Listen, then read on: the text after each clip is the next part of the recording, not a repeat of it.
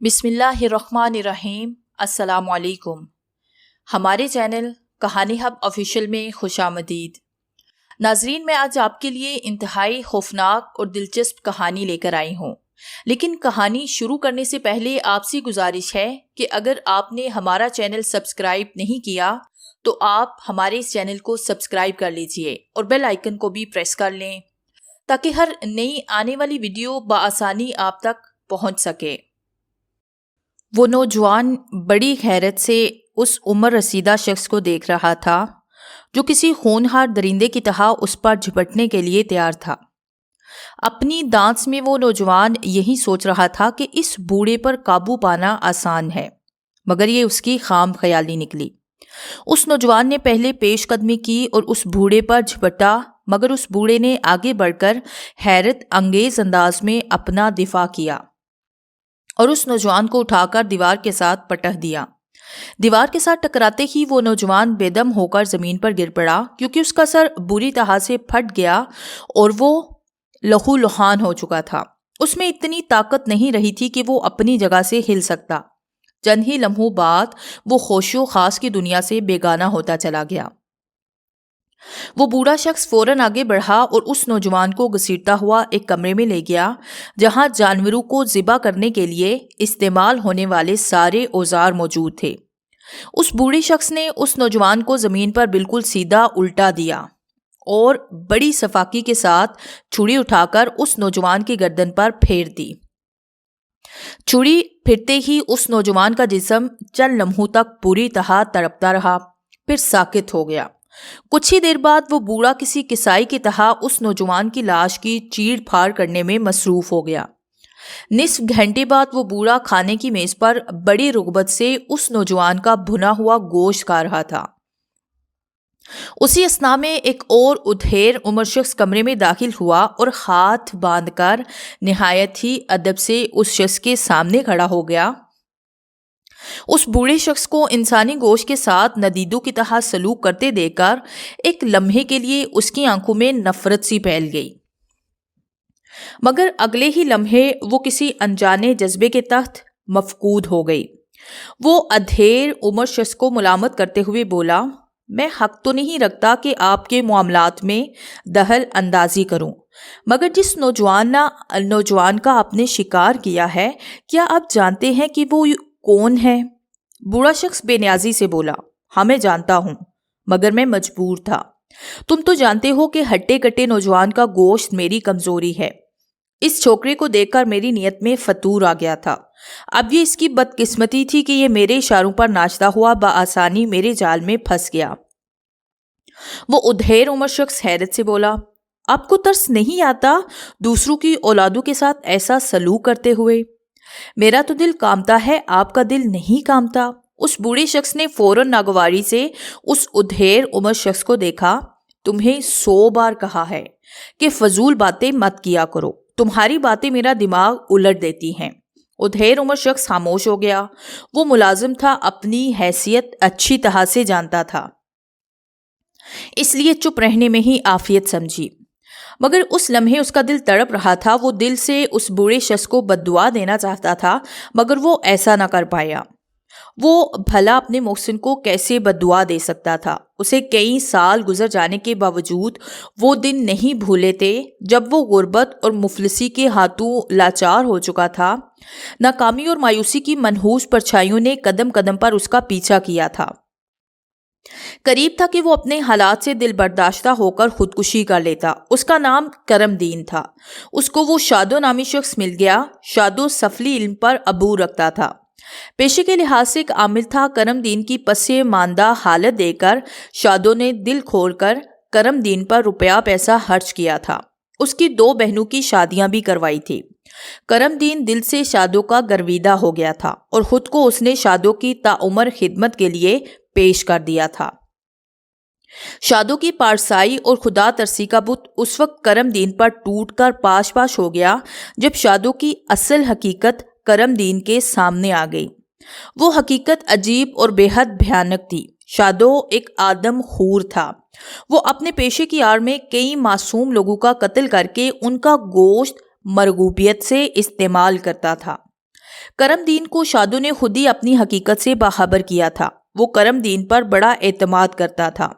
انسانی گوشت کو پکانے کا انتظام کرم دین ہی کرتا تھا۔ یہ کام شروع دن سے ہی اس کے لیے انتہائی تکلیف دہ اور کراہیت آمیز تھا، مگر وہ اپنے محسن کی خوشی کے لیے یہ سب کرنے پر مجبور تھا۔ شادو کا اکلوتا بیٹا بابر تھا۔ 20 سال پہلے شادو کی دل عزیز بیوی بابر کی صورت میں اپنی آخری نشانی اسے سونپ کر جہان فانی سے کوچ کر گئی تھی۔ شادو کے لیے بابر کل کائنات تھا۔ اس نے بابر کو بے تحاشا پیار دیا تھا۔ وہ بابر کی محبت میں بڑا ہی سرشار تھا کہ اس نے دوبارہ کبھی پھر شادی کا سوچا تک نہیں۔ خود بابر بھی اپنے باپ کو عظیم انسان سمجھتا تھا جو غریبوں اور محتاجوں کا سہارا تھا، مگر شادو کے گھناؤنے چہرے سے وہ واقف نہ ہو سکا تھا۔ شادو کے عرصہ سے آدم خوری کی لت کا شکار ہو چکا تھا۔ یہ بھی اس کے غلیظ سفلی عمل کا نتیجہ تھا، جس میں اس نے دولت کی ریل پیل کے لیے ایک چلہ کاٹتے وقت 40 دن تک انسانی گوشت کا استعمال کیا تھا۔ اس وقت اس کا یہی خیال تھا کہ وہ چلے کی خاطر ایسا کر رہا ہے، مگر چلے کی مدت پوری ہو جانے کے بعد وہ انسانی گوشت استعمال کرنا چھوڑ دے گا اور عام انسانوں کی طرح خوراک استعمال کرے گا۔ لیکن وہ نہیں جانتا تھا کہ انسانی گوشت کھانے کی لت کسی مرض کی طرح اس کو لگ جائے گی۔ اب حال یہ تھا کہ وہ انسانی گوشت کے بغیر رہ نہیں سکتا تھا۔ اس کا حل بھی اس نے بڑی آسانی سے ڈھونڈ لیا تھا۔ جو لوگ اس کے پاس اپنے مسائل حل کروانے کے لیے آتے تھے، ان میں سے کسی کو وہ ایسا عمل یا چلہ بتاتا تھا جو آبادی سے دور کرنا ہوتا تھا، مگر چلے یا عمل کا اثر زائل ہونے کی دھمکی دے کر وہ اس کے کانوں میں یہ بات ڈال دیتا تھا کہ کسی سے عمل یا چلے کا ذکر نہ کیا جائے۔ وہ سادہ لوح بندہ کوئی نہ کوئی بہانہ بنا کر شادو کے فراہم کردہ مکان میں چلا آتا، جو کہ اس نے واقعی آبادی سے کافی دور لے رکھا تھا۔ اسے مقتلگاہ کہا جائے تو زیادہ مناسب ہوگا، اور شادو آسانی سے ضرورت مند کو زیر کر لیتا، پھر وہ اس کو ذبح کرنے کے بعد اس کے گوشت سے اپنی بھوک مٹاتا تھا۔ یہ گناؤنا اور خطرناک کھیل وہ ایک عرصے سے کھیل رہا تھا، اور اپنا کام وہ اس قدر صفائی سے کر رہا تھا کہ آج تک وہ قانون کی نگاہ میں نہیں آیا تھا۔ لوگ تو اس کو پارسا سمجھتے تھے۔ اپنی ساکھ برقرار رکھنے کے لیے وہ دل کھول کر غریبوں اور محتاجوں کی مدد کرتا تھا۔ یہی وجہ تھی کہ اس کے پاس آنے والے لوگوں کی تعداد دن بدن زیادہ ہو رہی تھی۔ ایک دن بابر کا بچپن کا ایک دوست تنویر شادو کے پاس اپنا مسئلہ لے کر آیا۔ وہ کسی لڑکی سے شادی کرنا چاہتا تھا، مگر نہ تو لڑکی اسے پسند کرتی تھی اور نہ ہی لڑکی والے اسے پسند کرتے تھے اور اس رشتے سے رضامند نہیں تھے۔ اسے یقین تھا کہ شادو ضرور کوئی نہ کوئی ایسا عمل کر دے گا کہ نہ صرف وہ لڑکی بلکہ اس لڑکی کے گھر والے تک اس کے تلوے چاٹنے شروع ہو جائیں گے۔ وہ بڑی تفصیل سے شادو کے سامنے اپنا مسئلہ بیان کر رہا تھا، مگر شادو کی نگاہیں اس کے صحت مند اور توانا جسم کو دیکھ کر چمک اٹھی تھی۔ وہ یہ بات بھی نظر انداز کر گیا تھا کہ وہ لڑکا اس کے لاڈلے بیٹے کا جگری یار تھا۔ تمام تفصیلات سن کر شادو گویا ہوا۔ تم فکر مت کرو، یہ مسئلہ بس 3 راتوں کی مار ہے۔ کیا مطلب؟ میں سمجھا نہیں۔ تنویر سوالیہ انداز سے بولا۔ شادو گہرے لہجے میں بولا، پہلی بات رازداری کی ہے۔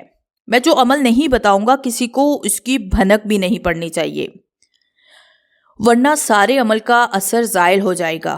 تنویر قائل ہوتے ہوئے بولا، آپ فکر نہ کریں، یہ بات ہم دونوں کے درمیان ہی رہے گی۔ شادو رازدانہ لہجے میں بولا، تمہیں آبادی سے دور کسی مکان پر 3 رات ایک محسوس پڑھائی کرنی ہوگی۔ اس کے بعد حالات جس خوشگوار انداز سے تبدیل ہوں گے تم سوچ بھی نہیں سکتے۔ تنویر کچھ پریشانی سے بولا، مگر آبادی سے دور مکان والی بات مجھے کچھ پریشان کر رہی ہے۔ شادو تیز لہجے میں بولا، بیٹا تمہیں اس کے متعلق پریشان ہونے کی قطعاً ضرورت نہیں۔ آبادی سے دور میرا ایک مکان ہے، تم اسی مکان میں اپنا عمل مکمل کر لینا۔ شادو کی بات سن کر تنویر خوش ہوتے ہوئے بولا، آپ نے تو میری پریشانی ہی دور کر دی۔ میرے خیال میں یہ عمل جلد سے جلد شروع ہو جانا چاہیے۔ کل کا دن مناسب رہے گا۔ شادو کی بات سن کر تنویر اسبات میں سر ہلانے لگا۔ یوں اپنے گھر والوں اور جانے والوں کو 3 دن گاؤں جانے کا کہہ کر شادو کی اس ویران حویلی میں موجود چلا گیا۔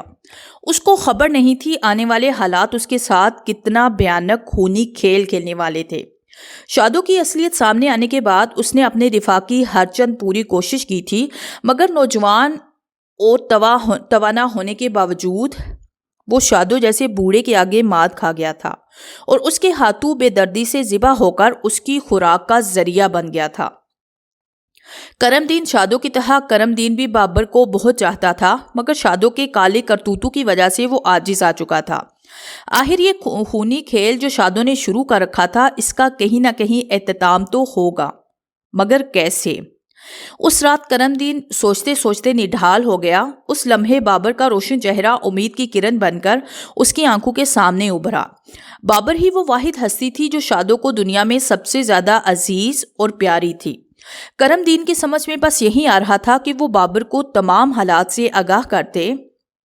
وہ یہ بھی جانتا تھا کہ بابر کے سامنے اس کے عظیم باپ کا روپ آئے گا تو کیسی قیامت اس کے اوپر گزرے گی۔ وہ جس قرب کا شکار ہوگا وہ ناقابل برداشت ہوگا، مگر اب اس خونی کھیل کو روکنے کے لیے ضروری تھا کہ بابر کو تمام حقیقت سے آگاہ کر دیا جائے۔ کرم دین اس بات سے بھی باخبر تھا کہ ایک بار انسانی گوشت کی لت کسی شخص کو لگ جائے تو پھر اس عادت سے پیچھا چھڑانا انتہائی مشکل ہوتا ہے، مگر اس کے دل میں ایک امید سی تھی کہ بابر اس سلسلے میں ضرور کچھ کرے گا۔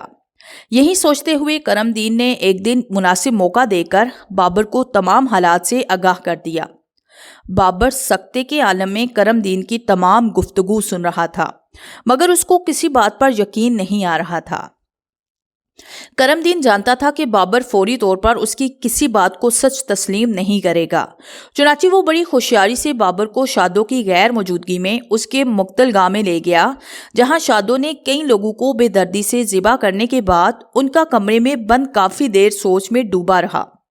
آخر کافی سوچ بچار کے بعد وہ ایک فیصلے پر پہنچ گیا۔ اس نے کاغذ قلم اٹھایا اور 2 خط لکھے، جس میں ایک خط کرم دین کے لیے تھا جبکہ دوسرا خط اس کے باپ شادو کے لیے تھا۔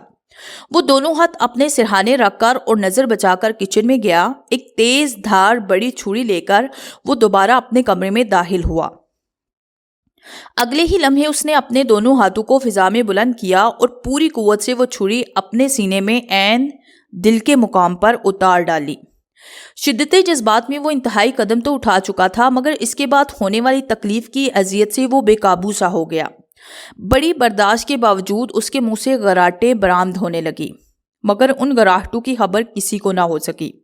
شادو اس وقت گھر میں موجود نہیں تھا، جبکہ کرم دین اپنے کوارٹر میں ٹہل کر یہ فیصلہ کرنے کی کوشش کر رہا تھا کہ اس نے بابر کو تمام حالات سے باخبر کر کے اچھا کیا یا نہیں۔ اس کا دماغ تو اسے ہوش مندی کا فیصلہ کہہ رہا تھا، جبکہ دل کسی انجانے خطرے کے پیش نظر کانپ رہا تھا۔ یہ کیسی کیفیت تھی، وہ خود اسے محسوس کر کے پریشانی میں ڈوبتا چلا جا رہا تھا۔ کافی دیر کے بعد جب وہ سوچوں کے گرداب سے باہر آیا تو اسے احساس ہوا کہ اسے اپنے کمرے میں ٹہلتے ہوئے 1 گھنٹے سے بھی زیادہ وقت گزر چکا تھا۔ اسے اپنی ٹانگوں میں درد محسوس ہونے لگا تھا۔ وہ کچھ دیر دم لینے کے لیے چارپائی پر بیٹھ گیا، پھر اسے بابر کا خیال آیا تو وہ فوراً بابر کے کمرے کی طرف بڑھ گیا۔ جو ہی وہ بابر کے کمرے میں داخل ہوا تو اپنا دل تھام کر رہ گیا۔ بابر کی لاش زمین پر آڑی ترچھی پڑی ہوئی تھی۔ خون کا ایک چھوٹا سا تالاب لاش کے ارد گرد جمع تھا، جبکہ عین دل کے مقام پر چھری اندر تھی۔ کرم دین دیوانوں کی طرح بابر کی طرف لپکا، اس کو اپنی باہوں میں بھر لیا اور اس کے چہرے کو تھپتھپا کر اسے اٹھانے لگا، مگر وہ تو کافی دیر پہلے زندگی کی سرحدیں پار کر کے بہت دور جا چکا تھا۔ اس بات کا احساس کرم دین کو بابر کے سرد اور بے جان وجود کو چھوتے ہی ہو گیا تھا۔ کرم دین کافی دیر سر جھکائے آنسو بہاتا رہا۔ اسی اثناء میں اس کی نظر بابر کے سرہانے موجود 2 خطوط پر پڑی۔ ایک خط پر کرم دین کے نام کی تحریر موجود تھی۔ اس نے کانپتے ہاتھوں سے اس خط کو کھول کر پڑھا تو بے اختیار وہ پھوٹ پھوٹ کر رونے لگا۔ بابر نے اس خط میں اپنی آخری خواہش بیان کی تھی، گو کہ اس کو خواہش پوری کرنا کرم دین کے لیے ایک مشکل ترین مرحلہ تھا، لیکن وہ اس کی خواہش کو پورا کرنے کے لیے تیار ہو گیا۔ اس نے دونوں خطوط اپنی جیب میں ڈال دیے اور شادو کو بابر کی موت کی خبر پہنچا دی۔ یہ خبر کیا تھی؟ گویا ایک قیامت تھی جو شادو پر پہاڑ بن کر ٹوٹی تھی۔ وہ پاگلوں کی طرح اپنے بیٹے کی ناش سے لپٹ کر رو رہا تھا۔ کافی دیر کے بعد جب وہ نڈھال ہو کر اٹھا تو اپنے سامنے کرم دین کو پایا۔ کرم دین اس کو سامنے باغ میں دفنا دو، اسے مٹی میں دفناتے وقت میرا کلیجہ پھٹ جائے گا، میری آنکھیں بے نور ہو جائیں گی۔ اس کے بعد وہ نڈھال قدموں سے بستر پر گر سا گیا۔ کرم دین کو بابر کی آخری خواہش پر عمل کرنا تھا، اس لیے کرم دین نے اس موقع کو غنیمت جانتے ہوئے وقت سے فائدہ اٹھا لیا۔ بابر کو دفن کیے ہوئے ایک دن گزر چکا تھا۔ شاہزوں کی آنکھیں رو رو کر تقریباً سوج چکی تھی، مگر پھر بھی آنسو تھے کہ آنسو آنکھوں سے تھمنے میں نہیں آتے تھے۔ وہ صبح سے بابر کے کمرے میں بیٹھا اس کی تصویروں کو چوم رہا تھا۔ شدید صدمے کے ساتھ اسے اس بات پر بھی حیرت تھی کہ بابر جیسا خوش طبع نوجوان خودکشی کیسے کر سکتا ہے۔ وہ بار بار خود سے یہ سوال پوچھ رہا تھا کہ اس سے بابر کی پرورش کے دوران ایسی کیا غفلت ہوئی تھی جو اس نے ایسا سنگین قدم اٹھانے سے بھی گریز نہیں کیا۔ کرم دین صبح سے اسے نظر نہیں آیا تھا۔ خدا جانے وہ بیچارہ کہاں صدمے میں نڈھال پڑا ہوگا۔ شادو نے بڑے دکھ سے سوچا اور اٹھ کر ڈرائنگ روم میں آ کر بیٹھ گیا۔ ایک مشہور و معروف عامل کی حیثیت سے اس کے اکلوتے بیٹے کی موت کی خبر شہر میں آگ کی طرح پھیلی تھی، اس لیے اس کے پاس تعزیت کے لیے آنے والے لوگوں کا ایک ہجوم تھا، مگر وہ کسی سے ملنا نہیں چاہتا تھا۔ وہ مکمل طور پر روپوش ہو کر اپنے مکان میں موجود تھا۔ بیٹے کی موت کا صدمہ ایک طرف، مگر شام تک اس کے اندر ایک اور کیفیت نے ہلچل مچا دی۔ آدم خوری کی لت سنگین صورتحال میں بیدار ہو گئی تھی اور وہ بھوٹ سے نڈال سا ہونے لگا تھا۔ وہ حیران تھا کہ جس قسم کے صدمے کا وہ شکار تھا، اس حال میں تو انسان کو کسی چیز کا ہوش نہیں رہتا۔ جلد ہی اس کو خیال آیا، اب وہ انسان کہاں رہا ہے۔ انسانی گوشت کو کھاتے کھاتے اس کے اندر درندوں جیسی صفات نمایاں ہونے لگی تھی۔ وہ بے تاب سا ہو کر نظر بچا کر اپنے اس مقتل گاہ کی طرف روانہ ہوا۔ وہاں پہنچ کر اس کو سخت حیرت ہوئی۔ کرم دین خلاف توقع پہلے سے ہی وہاں موجود تھا۔ شادو حیرانگی سے بولا، تم یہاں کیسے آئے؟ کرم دین طنزیہ لہجے میں بولا، میں کوئی پہلی بار یہاں تو نہیں آیا، اب مجھے کئی بار یہاں لا چکے ہیں۔ شادو نے فوراً اپنی بات کی وضاحت کی، میرا مطلب ہے کہ کیوں آئے ہو؟ تمہیں تو یہاں آنا پسند نہیں؟ کرم دین اپنے ہونٹوں پر ایک تلخ مسکراہٹ سجا کر بولا، میں جانتا تھا کہ اس قدر صدمے کے باوجود انسانی گوشت کی لت آپ کو بے تاب کر دے گی، تب میں نے سوچا یہاں آ کر آپ کی خوراک کا بندوبست کر دوں۔ آخر نمک خواری کا حق بھی تو ادا کرنا ہے نا مجھے۔ شادو قدرے جھنجھلا کر بولا، یہ تم کیسی باتیں کر رہے ہو؟ سب باتوں کو چھوڑو، کچن میں جا کر دیکھو، میں نے کچھ گوشت کچن میں بچا کر رکھا ہے، جلدی سے میرے لیے لے آؤ۔ کرم دین نے چند ہی لمحوں میں میز پر فرائی گوشت سلیقے سے سجا دیا۔ شادو جو گزشتہ کئی گھنٹوں سے بھوکا تھا، ندیدو کی طرح گوشت پر ٹوٹ پڑا۔ یہ وہ لمحے تھے جب کرم دین کا ضبط ٹوٹنے لگا تھا۔ وہ فوراً ہی کمرے سے باہر نکل گیا۔ کچھ دیر کے بعد وہ دوبارہ کمرے میں داخل ہوا۔ شادو پیٹ پوجا کے بعد اٹھ کھڑا ہوا۔ کرم دین سر جھکائے مدھم لہجے میں بولا، چھوٹے صاحب کی ایک امانت میرے پاس ہے جو انہوں نے آپ کو دینے کا کہا تھا۔ میرے خیال میں وہ خاص وقت آن پہنچا ہے جب میں اس امانت کو آپ کے حوالے کر دوں۔ اتنا کہہ کر کرم دین نے وہ خط شادو کی طرف بڑھایا جو بابر نے مرنے سے پہلے اپنے باپ کے نام لکھا تھا۔ شادو نے حیرت سے کرم دین کو گھورتے ہوئے وہ خط تھام لیا اور بےتابی سے کھول کر پڑھنے لگا، بابا، میرے پیارے بابا، آپ مجھے بہت عزیز تھے۔ مجھے یہ کہنے میں کوئی عار نہیں، میں آپ کو دنیا کا عظیم ترین انسان سمجھتا تھا، مگر کاش یہ میری خود فریبی قائم رہتی۔ کاش میں اس منحوس ذبح خانے میں نہ جاتا جہاں کتنے معصوم لوگوں کو آپ اپنی صفاقی کا نشانہ بناتے رہے ہیں۔ کاش آپ کا یہ بھیانک روپ میرے سامنے نہ آتا۔ کتنا اچھا ہوتا کہ یہ میں سب کچھ جانے سے پہلے مر جاتا۔ مجھے آج آپ کو اپنا باپ کہتے ہوئے اپنی زبان کاٹ دینے کو جی چاہتا ہے۔ مجھے آپ سے شدید نفرت ہو چکی ہے۔ میں جینا نہیں چاہتا۔ صرف آپ کی وجہ سے میں خودکشی کرنے پر مجبور ہو چکا ہوں، تاکہ آپ کو یہ احساس دلا سکوں کہ دوسروں کو دکھ اور اذیت ناک موت دینے والے کا جب اپنا جگر زخمی ہو تو کیا حالت ہوتی ہے۔ میں جانتا ہوں میری زندگی تو آپ کو راہ راست پر لا نہیں سکتی، مگر میری موت ضرور اثر کرے گی، کیونکہ میں نے کرم دین کے نام بھی ایک خط چھوڑا ہے جس میں اپنی آخری خواہش کا اظہار کیا ہے کہ میری موت کے بعد میرا گوشت بھی آپ کو کھلایا جائے، تاکہ آپ کو ناقابل فراموش عبرت ناک سبق مل سکے۔ مجھے یقین ہے میری اس آخری خواہش کو وہ رد نہیں کریں گے۔ اپنے جگر کے ٹکڑے کا گوشت کھا کر ذرا ایک پل کو وہ تکلیف ضرور محسوس کیجیے گا جو آپ دوسروں کو دیتے آئے ہیں۔ فقط آپ کا بد نصیب بیٹا بابر۔ شادو جیسے جیسے حد کو پڑھتا جا رہا تھا اس کی شکن آلود پیشانی پر مسلسل پسینے کی بوندیں پھوٹتی جا رہی تھی۔ اس کے بوڑھے ہاتھ مسلسل کانپ رہے تھے۔ حد کے اختتام پر وہ بے قابو ہو گیا اور کرم دین پر جھپٹ پڑا۔ کئی تھپڑ اس نے کرم دین کے چہرے پر رسید کیے۔ کمینے، نمک حرام، تو نے مجھے میرے ہی بیٹے کا گوشت کھلا دیا، نہیں چھوڑوں گا آج تجھے، تو زندہ نہیں بچے گا۔ شادو کرم دین کا گریبان بری طرح جھنجھوڑتے ہوئے گرایا۔ کرم دین طنزیہ لہجے میں بولا، شادو آج تجھے کیسے لگا اپنے ہی بیٹے کا گوشت کھا کر؟ کرم دین کا یہ جملہ شادو کے جگر کو بری طرح سے چھلنی کر گیا۔ یہ احساس ہی اس کے لیے جان لیوا تھا کہ وہ اپنے عزیز ترین بیٹے کا گوشت کھا چکا تھا۔ اس نے ایک جھٹکے سے کرم دین کا گریبان چھوڑا اور پیچھے ہٹتا ہوا دیوار کے ساتھ جا لگا۔ اس نے دونوں ہاتھوں سے اپنا چہرہ نوچ ڈالا اور زمین پر گر کر چیخ چیخ کر رونے لگا۔ شادو کافی دیر تک آہو بکا کرتا رہا۔ اس کی آنکھیں رو رو کر سوج چکی تھی۔ کرم دین بڑی دلچسپی سے شادو کو روتے سسکتے دیکھ رہا تھا۔ نہ جانے کیوں اسے شادو کو اس حال میں دیکھ کر عجیب طرح کی تسکین مل رہی تھی۔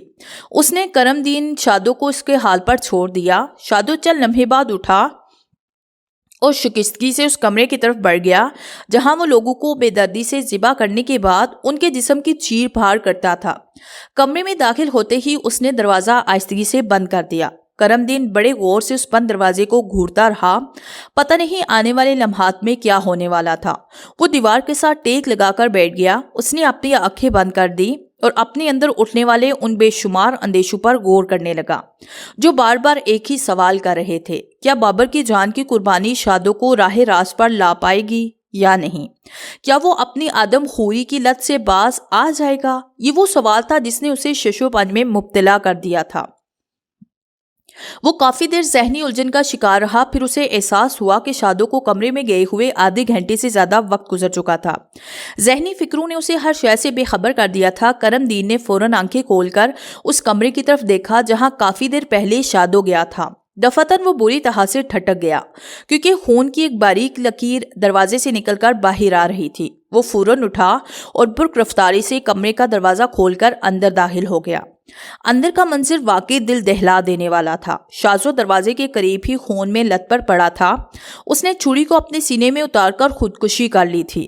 کرم دین نے فوراً جھک کر شادو کی نبض ٹٹولی تو مایوسی سے سر جھٹکتے ہوئے کھڑا ہو گیا اور غم سے چور ہو کر دروازے کے ساتھ لگ گیا۔ بابر کی جان کی قربانی رائے گاہ نہیں گئی تھی۔ شادو نے اپنے ہی ہاتھوں سے اپنی زندگی کا خاتمہ کر لیا تھا۔ یوں دوسروں کو اذیت سے ہلاک کرنے والا ایک عبرتناک انجام سے دوچار ہو چکا تھا۔